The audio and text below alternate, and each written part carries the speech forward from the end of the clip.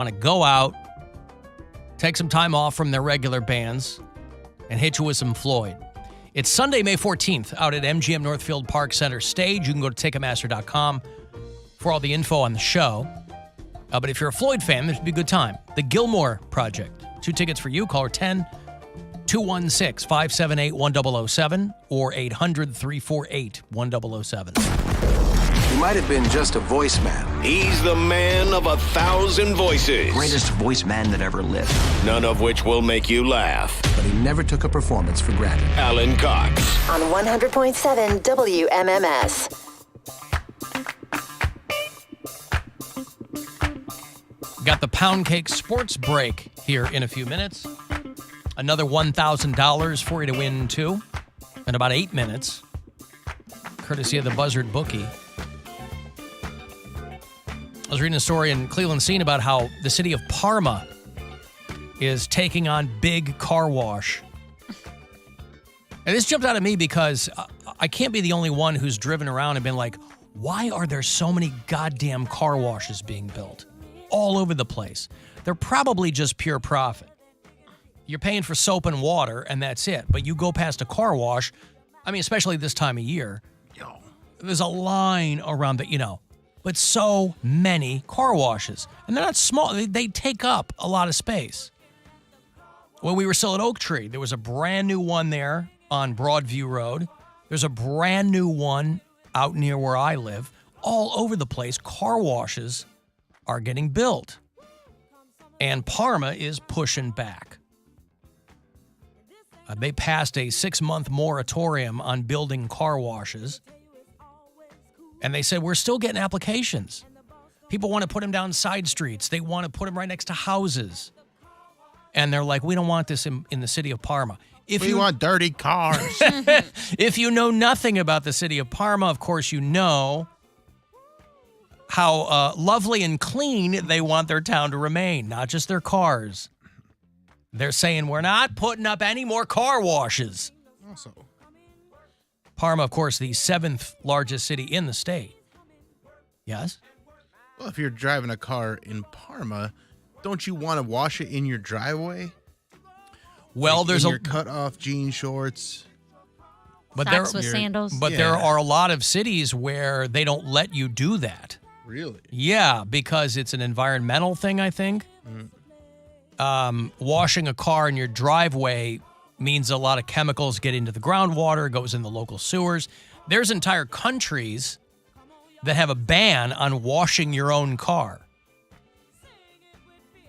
But Parma has put their foot down and said, hey, man, we don't want this. Why are there so many car washes being opened? People love their cars, obviously. They want to keep them clean. It's the cheapest way to maintain your cars, to make it look great.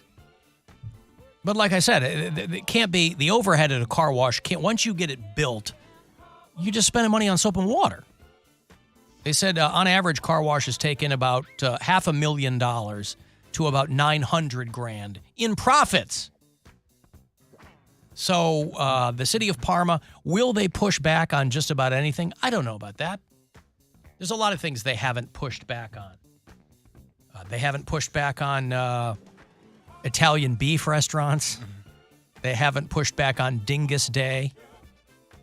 They have pushed back on more car washes being built there. I think if you're trying to keep your car in good shape, you need to take it to Terry's North Coast Auto. But they don't wash cars. They clean detail them. Yeah. They do detailing. But this is car washing. They'll Does detail Terry's it. wash? It's a detailing. That's inside. Do they wash the car? I'm sure they can wash it. If you I'm sure they have a hose on premises. They'll make it clean. Yeah, they'll take care of it.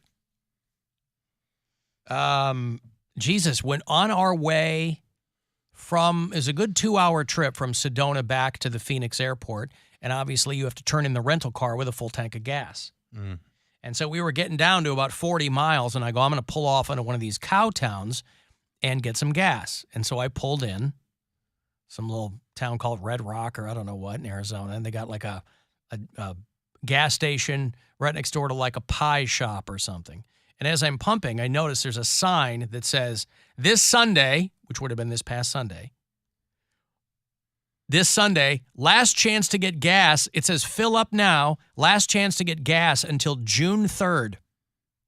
They just and mind you, this was like the only thing in this little town, and they are shutting down their gas pumps for a month. To do what? Don't know. That was all the information that was there. So I'm sure the locals know what that's all about, but it was kind of in the middle of nowhere. So I don't know if it's got something to do with transporting. I don't know what. But I was like, wow, it's a good thing we got in here when we did. It cost me $100 because gas was $5.49 a gallon. Ooh-wee. Cost me $100 to fill up my rental car. Brian did the thing where he prepaid, which I have never done. Well, because they overcharge you. Yeah, it's like $7 a gallon. Yep, you're way better off filling up your own tank. And he's someone who travels twice a year. You know, me. Why didn't you tell him not to do that? I wasn't with him when he rented the car. Oh, he didn't tell you he was going to do Because that. he got there before you, right? Yeah, he got in a day before I did, and we were just kind of. He picked me up, and we were just kind of going over everything that happened. He should have availed himself of your travel wisdom. Well, I booked the rental car. Like I booked it through my Perks website, and we got a good deal on it, and all that kind of stuff. But then when he was saying all this stuff that he added on, he rented a booster seat, and he got the prepaid fuel, and he was like, well, they said it was the same price at the airport as it is. And I was like, look around you. Does anything say $6.99 out here? They lie, you know? But so he was like the opposite, where he was trying to use up all of his gas before he took it back. Because when you prepay it, you return it empty. Correct. So he was just driving around, Oh my God. trying to use up the It gas sucks that he had being paid for. a cheap person, or not even cheap, but just like. Oh, he's cheap. Yeah, but that was a poor use of his money, though. If he's trying to be cheap, you're overpaying. I don't think they got him. They got him on Yes, it. they They saw did. that he was traveling with his daughter because he was like, we have to have a booster seat. I was like, I think she'll be okay for 5 days. She's not like a tiny, small kid, and we're not going to be in the car that much. And he was like, no, I'm going to get a booster seat. I'm going to give it was $100 or something. I'm like, dude, they took you for a ride. They saw you. Dad with a daughter. You know, get him for all he's worth. Yeah, on the gas tip, slowly but surely, and our bureau chiefs in South Florida know about this. We had talked to some friends who, when we were in Arizona, they were in South Florida for spring break, and it rained the whole time, right? Huge storms in Florida. They had torrential rain, they had flooding, blah, blah, blah. And what that caused was they have major gas issues there. There are huge lines in like Miami, Fort Lauderdale. Like 60% of the gas stations are out of gas. Meanwhile, their governor is on a book tour that nobody cares about. So the people down there in Florida are souring very, very quickly. You know, when you're in line for gas like it's goddamn 1976, and your governor is out there on the road talking about fake woke high school teachers and stuff, that didn't look too good. It's not going to make you real happy with that dummy when he comes back. So big, long gas lines in Florida because of those huge storms came through and sparked a gas shortage. And then, like paper towels during the pandemic, they're like, hey, don't panic buy. Don't run and fill up 4 gallons and put it in your car. Put it in totes. Put it in Rubbermaid containers. Yeah. Idiot. Hey, did that before. It's got the what do they call them? The lock seals on the side. Oh God. 2 feet of rain in Fort Lauderdale. My daughter went to Fort Lauderdale for spring break, but theirs was like a few weeks back. So when they got there at the right time, just coincidentally, because they had a great time. But if you had gone down there now, like some of our friends did, it was terrible. And that sucks because you're like, you figure the weather in Florida is going to be nice in April for spring break. But they're getting weird storms down there. I have $1,000 for you. You can spend it on gas or whatever else you see fit, or sock it away. It's courtesy of the Buzzard Bookie. $1,000 right now. Good luck. This is your chance to bet with the Buzzard Bookie and win $1,000 now. Enter this nationwide keyword at WMMS.com. Check. That's check. Enter it now at WMMS.com. Poundcake, are you ready for your sports break? Yes. Have you done your stretches? Yes. Are you smelling any farts that might distract you? Not hearing. now. What do you say, Bill? Or hearing them. Or he doesn't hearing really them. smell them. He just hears them. I didn't hear any today. I think they're scared. I think I scared them off now. I was going to say, once we put the word out there. Guys, you know, fart shaming people. Now that but they don't know that we're talking about them. We don't know who they are. It's a small little. You said it yourself. This office is really small. Yes, but they're Everyone still hears everything. operating. But those farters are still operating with impunity. Nobody has caught them. Okay, you're ready? Mm-hmm. Play ball! This is a Poundcake Sports Break!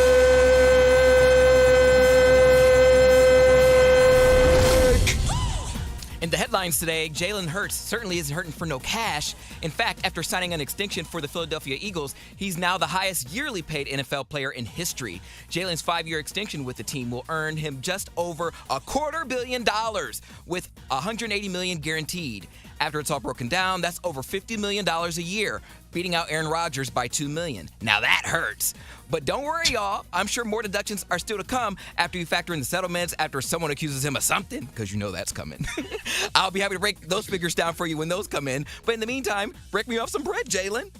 Also, speaking of hurting, that's an adjective that Domantas Sabonis can relate to after getting stomped out by Draymond Green during Monday night's game.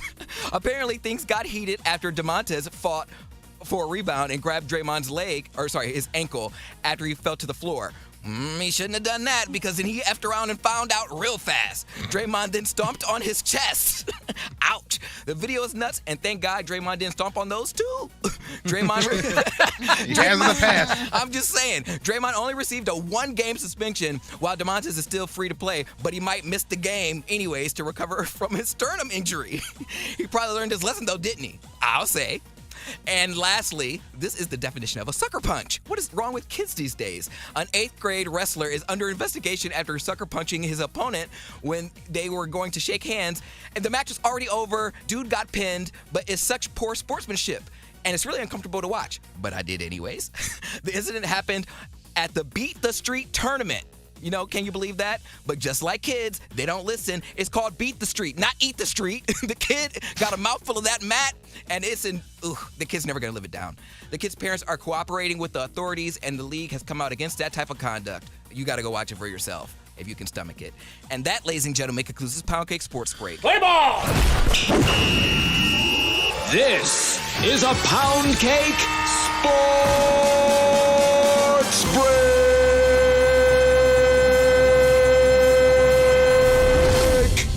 So the kid who lost, like curb stomped the other kid, or Matt stomped him, or whatever? No, punched him straight in the nose. Oh, sucker punch. Okay. Yeah, the kid that got pinned, they get up and they go to like the referees, shake hands. The dude went to go act like he was shaking his hand and then punched him square in the face. And dude falls. It's almost like cartoonish the way the kid went. Do you still have the headgear on or no? No. They have. Wow. Doesn't look like it. I thought they had like the ear. Maybe I have to rewatch the video, but I thought they had like the ear things on. But Yeah, just that. But I mean, that might no headgear. take some of the brunt of. Wow. He ate that, Matt. Forget cauliflower ear. Dude gonna have cauliflower mouth for like the entire year. Yeah, you tell him. Cauliflower mouth. Poor kid. Eighth grade Jeez. sucks. Right? It's awful. I saw. Yeah, if you just search 8th grader sucker punch it's everywhere. wrestler, like you'll find it. It's one of those videos that go viral. Like, I'm so glad smartphones, like the internet, was not around when I was in school, because I think it was 7th grade or 8th grade. They were suspending people because we had a school assembly in our gym, and they had we were sitting in the rafters, and there was a big girl in our school. She's like the biggest girl in our school, and I feel bad for saying this, but it's topical. She was walking down the bleachers, and I don't know if she lost her balance, but she fell and she tumbled all the way. She hit like every step on the way down and then rolled onto the floor, and like her shirt came up and everything. And all the students were laughing, and they were like suspending people. Like the principals were like taking people out and like, suspending them for laughing. And it's one of those things that I'm sure is pretty traumatic. Like, I don't think you lived that stuff down in middle school. Yeah, I'm really glad that camera phones weren't around my first couple of years of wrestling in high school, where I was getting incessantly pinned. I hadn't locked in yet. Yeah, I retweeted that video on Twitter. It's rough. So wait till the kid gets like high school. Like they're gonna be like wrestlers or something, and then they're gonna like be rivals. People asking me if I was kidding when I said that the little ghost bag totem had already been stolen. I was not kidding. On my Instagram, Alan Cox Show, somebody had left a tiny little plastic toy on the ledge outside of the window here, and they put a label on it that said ghost bag. Jeremiah was in here earlier, and he said that the figure was like a little Mario Brothers action figure or whatever. Character, yeah. Yeah, and they put the ghost bag thing on it and just left it on the ledge out there. I didn't see anybody drop it, but they put it right on the ledge facing in here, and I posted a photo of it. And then not 5 minutes later, some middle-aged lady just strolling along with her boyfriend or husband or something stops and picks it up and looks at it, walks away with it, as though it were a gift for her. Obviously, she would have no idea what it was. It was fate. Fate? For her? Well, listen, great for her. I'm sure she peeled off the ghost bag label. She had no idea what that was. But yeah, very, very quickly it was stolen. Now, should I have gone out and gotten it? I don't know. I didn't care enough about it. Whoever dropped it off, thank you, because that is funny. But I wasn't going to go out there and grab it. So maybe it was meant for that woman to grab. What do I know? Hey, Dan. Yes. What's going on, Dan? Hey, what's going on? How are you? Who is it, Alan? The very same, yes. Yes. You want to know why all these car washes are being built? Because in my city, we have 107 of them. It's for money laundering. You have like Breaking Bad. Yeah, exactly. They also saw idea from Breaking Bad. They cannot confirm or deny how many car washes they do. So if a car wash deposits $6,000, $7,000, $8,000, $9,000 every day, nobody's there counting how many cars they wash. So what you're saying is they're not only laundering cars. No, not laundering cars, laundering money. Laundering money. As long as you don't burn it. Washing cars, laundering money. You won't. Yeah, I guess so. As long as you're not burning that money, you won't attract any. Yeah, exactly. but they all.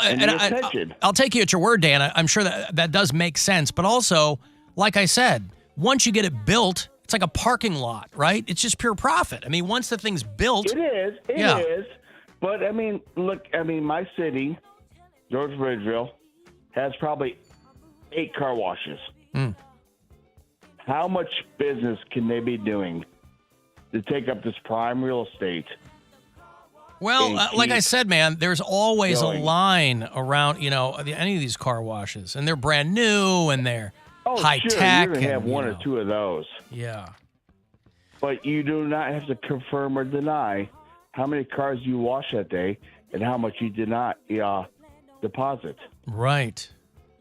Yeah, okay. Well, you might be onto something there. I mean, listen, pop culture is a great directive for what happens in real life. So you might be onto something, Dan.